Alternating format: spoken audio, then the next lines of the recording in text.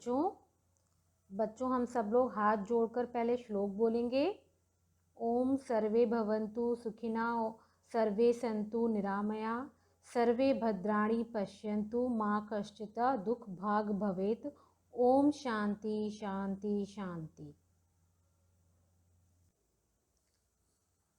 तो बच्चों आज का जो टॉपिक है वो है जो मिलजुल कर रहने से काम बनता है, लड़ झगड़ कर करने से वो काम नहीं बनता। तो मिलजुल कर रहने से ही सारी समस्याओं का हल होता है और लड़ाई झगड़े से काम बनता नहीं है, काम बिगड़ जाता है।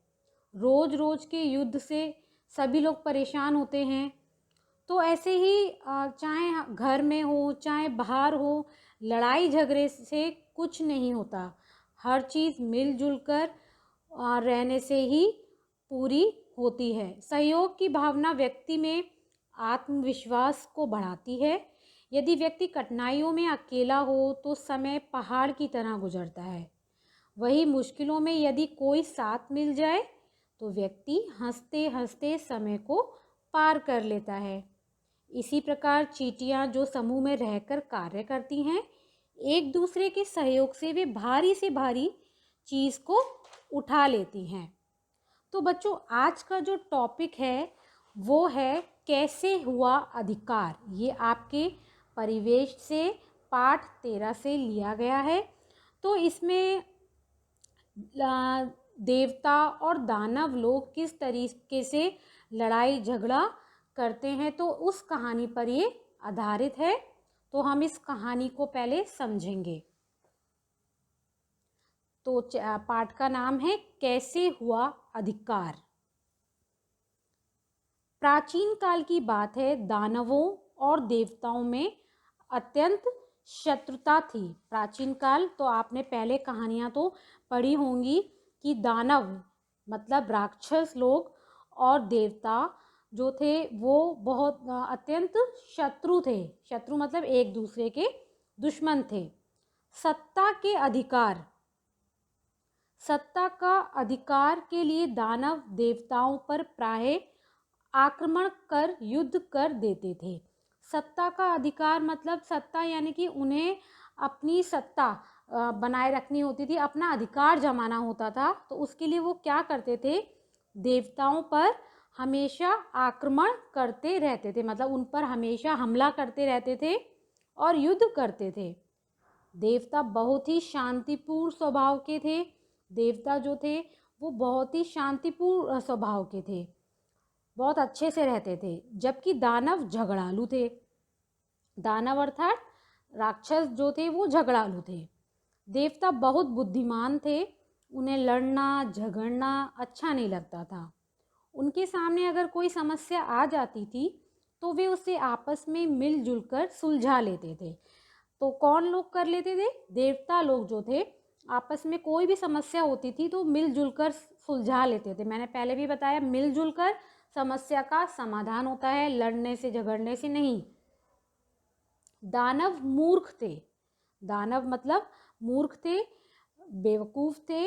उनके सामने कोई समस्या होती थी तो वो लड़ने झगड़ने लगते थे। अगर उनके पास कोई समस्या होती थी तो वो लड़ने और झगड़ने लगते थे। तो आप देख रहे हो किस तरीके से दानव और देवताओं के बारे में बताया गया है कि देवता लोग कितने अच्छे से रहते थे और उसका जस्ट उल्टा उसमें दानव जो राक्षस लोग कितना झगड़ते थे। वैसे तो देवता अपनी बुद्धि के प्रयोग से जीत जाते थे, परंतु उन्हें लड़ना झगड़ना अच्छा नहीं लगता था। उन्हें लड़ना झगड़ना नहीं अच्छा लगता क्योंकि वो लोग बुद्धिमान थे, तो वो लोग ऐसे ही जीत जाते थे। उन्हें लड़ना और झगड़ना अच्छा नहीं लगता था।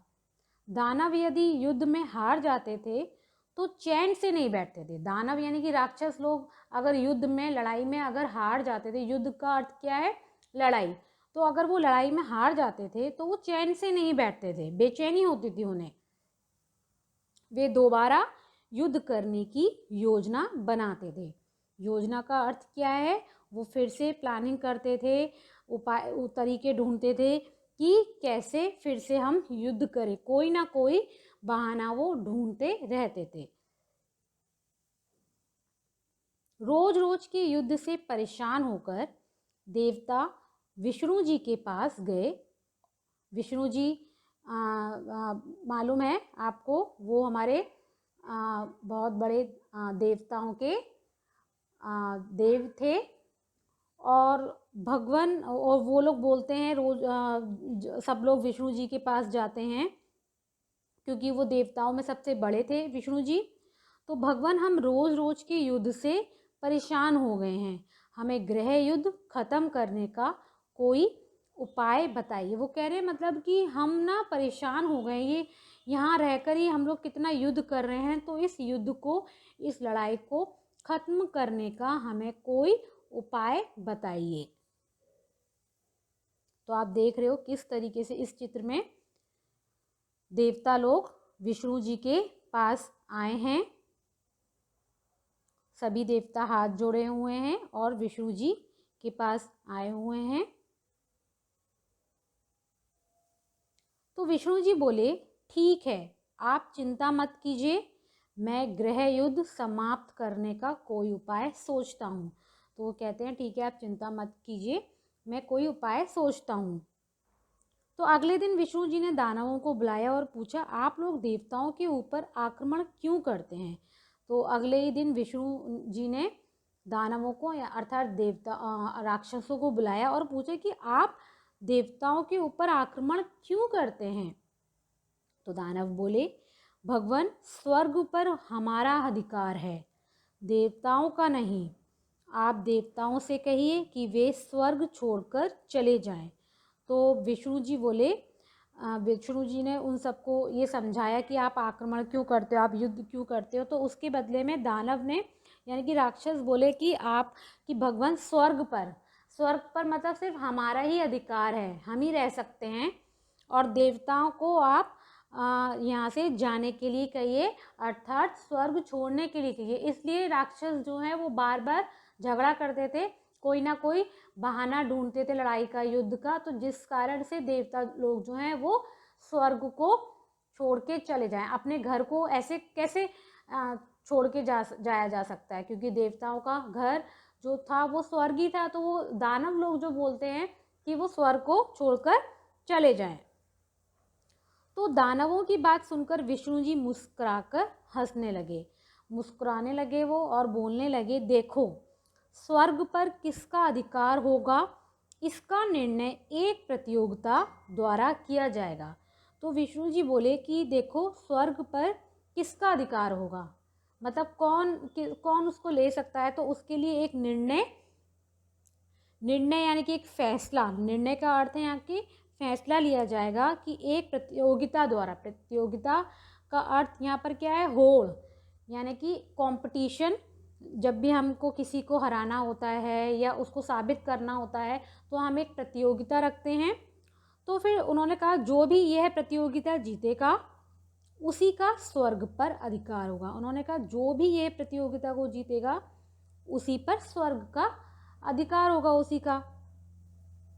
तो देवता और दानव प्रतियोगिता के लिए खुशी खुशी तैयार हो गए। देवता और दानव जो थे वो प्रतियोगिता के लिए खुशी खुशी तैयार हो गए।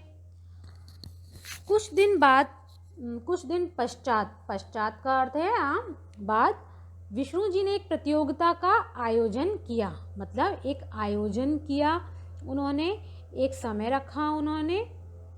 फिर दोनों पक्षों के प्रतिनिधियों से कहा, दोनों पक्षों के प्रतिनिधि यानी कि किसी के स्थान पर कार्य करने वाला, जैसे देवताओं का कोई एक प्रतिनिधि होता है जो उनकी तरफ से बोल सके, ऐसे राक्षसों का कोई एक प्रतिनिधि होता है जो उनकी तरफ से बोल सके। जैसे हमारी क्लास में हम लोग मॉनिटर्स रखते हैं कि हमारी तरफ से कोई बोल सके या हमारी पूरी क्लास को संभाल सके, इसी तरीके से देवताओं के भी प्रतिनिधि थे एक, और दानवों की तरफ से भी बोलने वाला कोई एक जन था।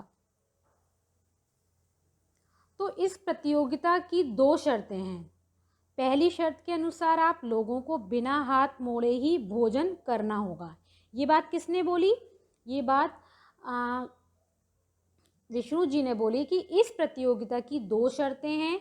पहली शर्त के अनुसार आप लोगों को बिना हाथ मोड़े ही भोजन करना होगा, मतलब बिना हाथ मोड़े आपको भोजन करना होगा। आप सोच सकते हो। तो दूसरी शर्त के अनुसार भोजन का स्थान अलग अलग होगा। दूसरी शर्त जो होगी उसमें क्या बोला उन्होंने, भोजन का जो स्थान होगा वो अलग अलग होगा, मतलब दानव लोग अलग रखेंगे करेंगे और और देवता लोग अलग। तो प्रतियोगिता आरंभ हुई, शुरू हुई। आरंभ का अर्थ है यहाँ पर शुरू हुई। तो देवताओं और दानवों को भोजन करने के लिए अलग अलग स्थानों पर बिठाया गया। देवताओं को और दानवों को अलग अलग स्थान पर बिठाया गया। आप अपनी बुक में देख सकते हो चित्र में, पेज नंबर 106 पर। तो देवता तुरंत समझ गए कि उन्हें क्या करना है। वे आमने सामने बैठ गए और एक दूसरे को भोजन खिलाने लगे। मतलब आपने सोचा कि कितना उन्होंने दिमाग लगाया, क्योंकि विष्णु जी ने कहा था कि इसकी एक शर्त है कि बिना हाथ मोड़े आपको खाना खाना होगा। ठीक है, तो फिर देवताओं ने क्या किया, वो आमने सामने बैठ गए, जैसे कि आप चित्र में देख सकते हो। तो उनको हाथ मोड़ने की जरूरत नहीं है, तो वो एक दूसरे को खाना खिला रहे हैं। तो उन्हें हाथ मोड़ने की आवश्यकता ही नहीं पड़ी। उन्होंने आनंद पूर्वक भोजन किया। उन लोगों ने क्या किया, आनंद पूर्वक भोजन किया, मतलब खुशी खुशी। आनंद पूर्वक का इधर अर्थ क्या है, उन लोगों ने खुशी खुशी भोजन किया। दूसरी ओर दानवों को कुछ समझ नहीं आया। दूसरी ओर दानव यानी कि राक्षसों को कुछ समझ में नहीं आया, क्योंकि वो तो सिर्फ लड़ाई झगड़े के बारे में ही सोचते थे, दिमाग से वो काम नहीं लेते थे। और देवता लोग क्या थे, वो दिमाग से ही काम लेते थे, वो लोग बुद्धिमान थे। तो वे इधर उधर देखते रहे। फिर थालियों में मुंह डालकर भोजन करने लगे, जिसके परिणाम स्वरूप उनके वस्त्र और मुंह गंदे हो गए। उन्होंने क्या किया, वो इधर उधर देखते रहे, कैसे करें, हाथ मोड़ नहीं सकते हैं, तो वो मुंह डालकर भोजन कर ले। थालियों में ही उन्होंने मुंह डालना शुरू कर दिया। परिणाम स्वरूप उसका क्या हुआ असर, कि वो उनके वस्त्र यानी कि उनके कपड़े गंदे हो गए और मुंह गंदा हो गया। उनका भोजन भी उधर उधर फैलने लगे। वो तो सही बात है, अगर आप मुंह डालकर खाना खाओगे तो सभी कुछ गंदा होगा। तो फिर दानवों को अपनी गलती समझ में आ गई थी। दानवों को अपनी गलती समझ में आ गई थी। वे निराश हो गए और उस दिन से सदा के लिए देवताओं का स्वर्ग पर अधिकार हो गया।